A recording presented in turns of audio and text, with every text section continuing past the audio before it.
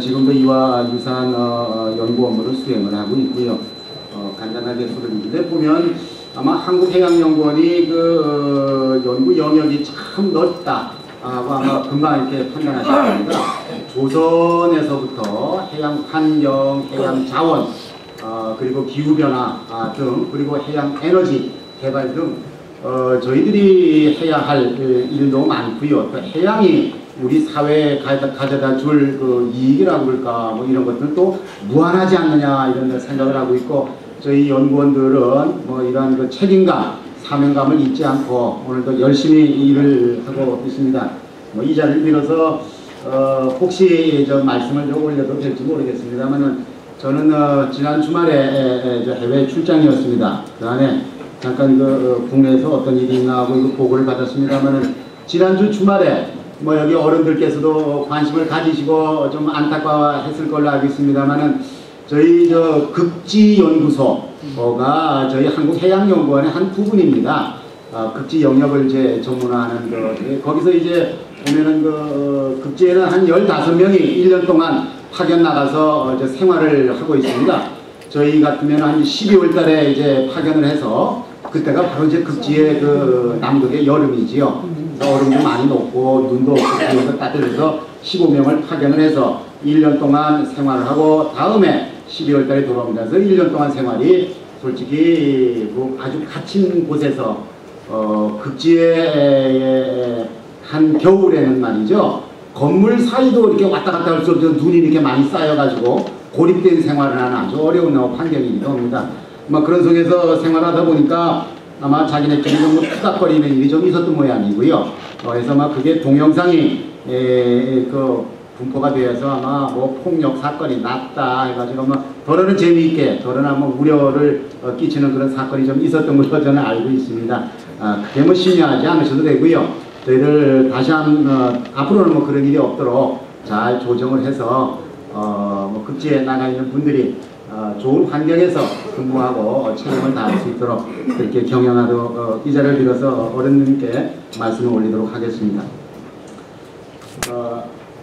오늘 말씀 올릴 것은 해양과학기술의 우선 중요성, 여러 부분은 제가 이렇게 극히 말씀드리지 않아도 이 중요성에 대해서는 어른들께서 너무나 잘 알고 있는 일이 아닌가 이렇게 싶습니다. 이 중요성에 비추어서 우리나라의 해양 여건에 대해서 다시 한번 살펴보고, 또한 우리나라 해양 여건의 일부분인 해양과학기술의 정책 그리고 추진 전략 등에 대해서 말씀을 올리도록 하겠습니다.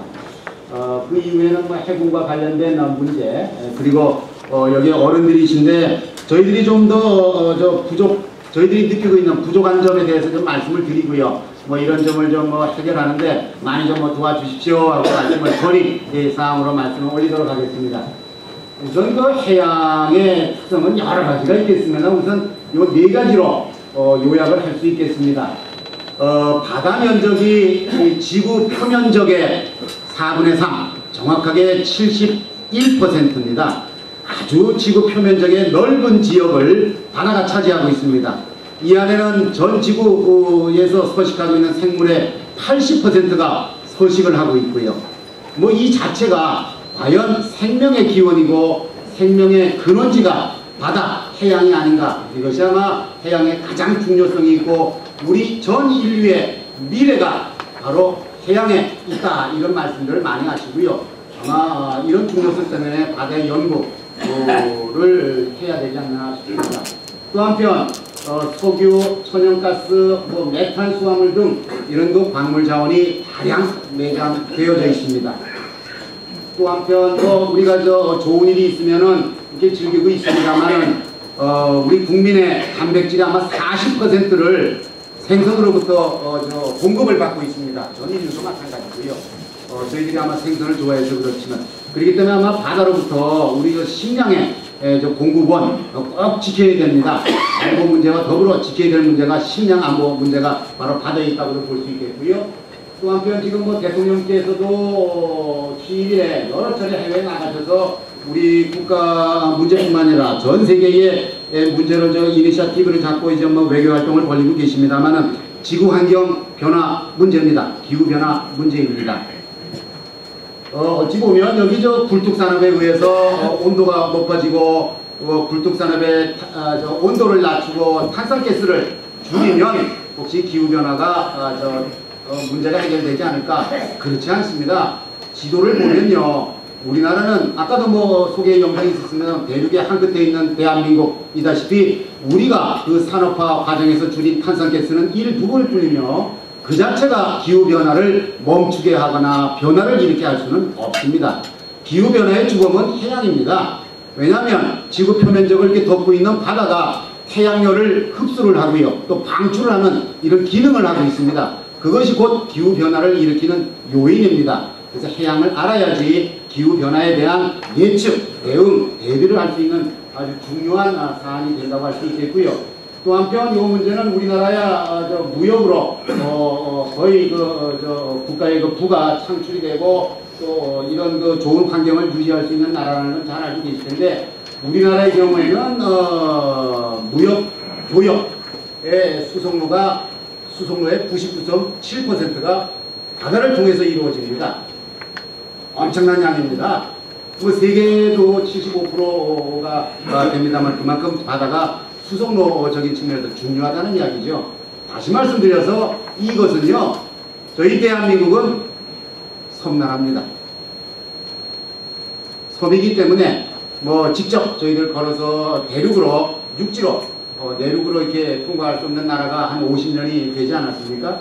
와 마찬가지로 섬나라인, 지정학적으로 섬나라인 우리나라의 그 경제, 교통 뭐 등의 모든 책임을 바다가 지고 있다. 그렇기 때문에 바다에 대한 연구나 안보가 그만큼 중요하다는 말씀을 드려서 다시 한번 말씀을 드리겠습니다.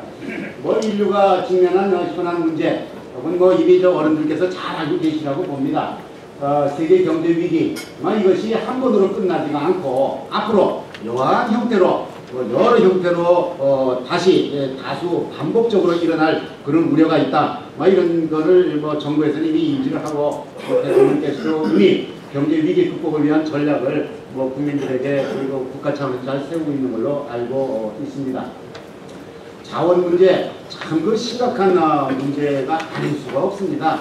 이미 오래전부터 로마 클럽이나 이런 데에서 인류 위기가 여러 가지가 있겠습니다만 이 자원 문제가 바로 우리를 바로 위협한다고 할 수 있겠고요.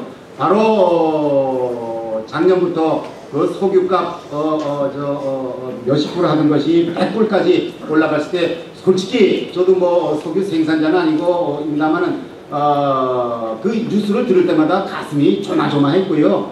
이것이 어떻게 될까? 앞으로 어떻게 변화가 될까? 왜 우리는 석유 한 방울이 안 날까 하는 이런 위기감을 솔직히 느끼고도 있었습니다. 자원 문제가 보면 여러 전문가들이 이야기를 합니다만은 앞으로 이 석유 문제는 앞으로 가까운 장래 내에는 생산이 유지되거나 조금 증가를 할 수 있을 때 어느 시기에 가면은 절대적으로 생산량은 감소한다는 것이 지배적인 전문가들의 평가입니다.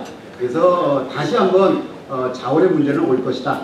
또 한편 여기도 이 그림도 유사한 그림인데요. 대부분 연구기관들이 석유 생산에 대해서 향후 50년까지는 낙관적으로 생산량이 증가할 것이다. 생산도가 일을 하고 있습니다만 최근에 일본의 어느 한 전문가의 전문 집단에 의해서 평가보면은 그렇지가 않을 것이고 아주 가까운 장래에 오늘에 이르러서 1, 2년 후부터는 아마 생산량이 급격하게 감소하는 현상이 있을 것이다. 지금 세계가 굉장히 그 위기감을 가지고 주목을 하고 있습니다.